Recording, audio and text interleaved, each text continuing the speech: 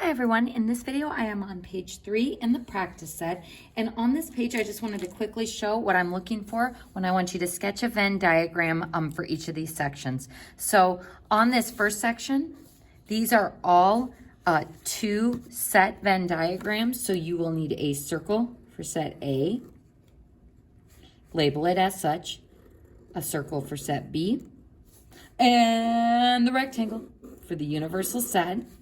Label that with a U, and then you will do your shading to show each set. So folks, it's up to you if you want to do what I demonstrated in one of the other Venn diagram videos where you do it in pencil first and then do your final shading in pen. That works, but it has to be clear what represents your final solution shading. So what I mean by that is on this one, this says the intersection of B and A's complement. So if I wanted to shade set B, that would be this.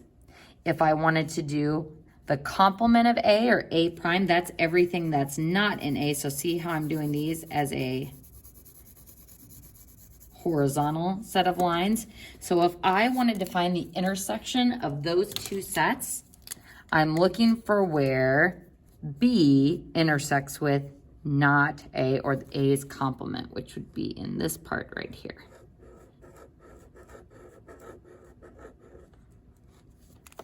So make it very clear what shading represents like your work shading, which I've done in pencil, or which represents your final solution shading. As we get into more complicated ones and as you get into some of these 3-circle Venn diagrams, you may need to show some work. So I just recommend doing the work in a pencil and then do your final shading with a pen. So on these ones, down at the bottom on page 3, you are going to be doing 3-circle Venn diagrams. So to draw those, draw a circle for A and make sure you label it.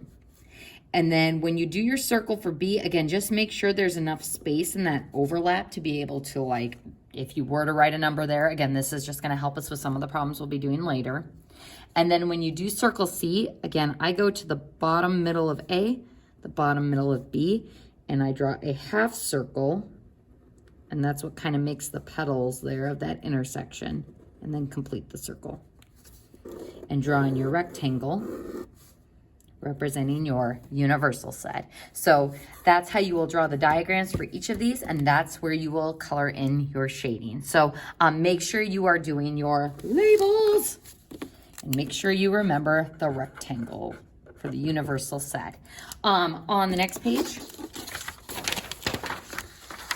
for number 11 and 12, same thing. Make sure you're drawing those 3-circle Venn diagrams. And that concludes our instructions for page 3 and numbers 11 and 12 up at the top of page 4.